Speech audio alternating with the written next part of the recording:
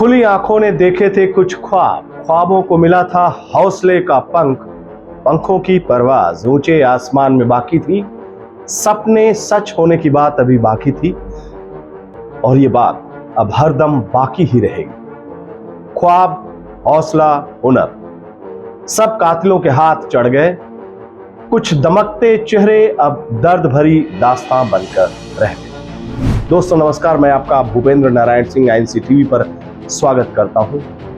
दोस्तों यही वो तीन चेहरे हैं जो दिल्ली की कातिल सिस्टम की भेंट चढ़ गए। जिन तीन नौजवानों के ख्वाब को ऊंचे आसमान में उड़ान भरना था, लाल बत्ती के उनके सपने को उसके मुकाम तक पहुंचाना था, वो सब जमीन की मुट्ठी भर पानी में जब्त हो गए। कोई बाढ़ नहीं आई थी दिल्ली के राजेंद्र नगर में, कोई बांध नहीं टूटा था दिल्ली के किसी किनारे पर, कोई भूस्खलन नहीं हुआ था दिल्ली के किसी गलियारे में। बस चंद बारिश की बौछारें ऊपर आसमां से टपकी थी, लेकिन दिल्ली की कातिल सिस्टम ने जमीन पर उसे मौत का दरिया बना डाला। तीन संभावनाओं को उस दरिया में डुबोकर मार डाला। उनकी मौत के साथ साथ डूब गए वो सारी उम्मीदें, वो सारे अरमान जो उन बच्चों ने देखे थे, उनके घर परिवार के लोगों ने देखा था।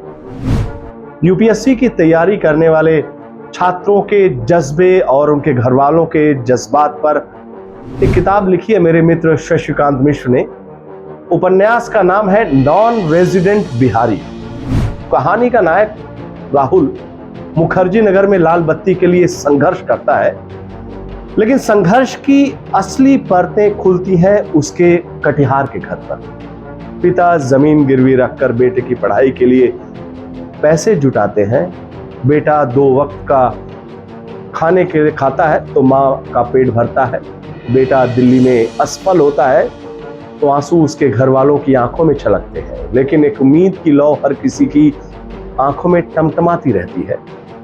शालू को लगता है कि राहुल को लाल बत्ती मिल जाएगी तो उन दोनों का प्यार मुकाम तक पहुंच जाएगा।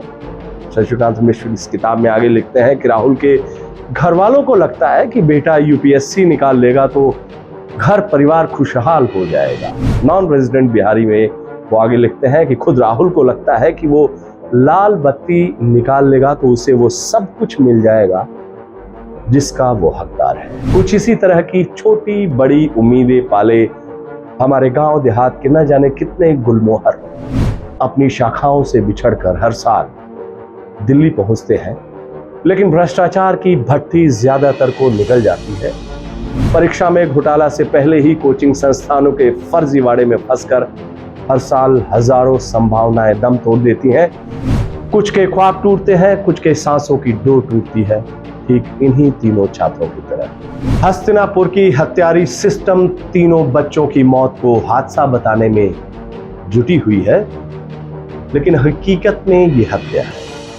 दिल्ली के गली कूचों में कुकुरमुत्तों की तरह फैले कोचिंग संस्थानों में मौत का सामान बरसों से पसरा पड़ा है। बाड़े में ठूसे भेड़ बकरियों की तरह कोचिंग संस्थानों के दड़बे में UPSC के सैकड़ों छात्र छात्राओं की सुरक्षा और सुविधा का कोई प्रबंध नहीं होता है। UPSC कोचिंग संस्थाओं की नजर में प्रतियोगी छात्रों की अहमियत बस सिर्फ और मात्र एक प्रोडक्ट की तरह है। उनसे लाल बत्ती का ख्वाब दिखाकर खुद माल खाओ और ऊपर सिस्टम तक पहुंचाओ, ताकि लूट खसोट का उनका व्यापार बदस्तूर जारी रहे। कायदे से मौत के सौदागर बने इन कोचिंग संस्थानों पर कड़ी कार्रवाई होनी चाहिए, लेकिन यह तभी हो सकता है जब दिल्ली की करप्ट सिस्टम अपनी कमाई से समझौता करने के लिए तैयार हो जाए, जिसकी संभावना फिलहाल दिख नहीं रही है। फिलहाल तो हम अपने 3 नौजवान साथियों को विनम्र श्रद्धांजलि ही दे सकते हैं। नमस्कार।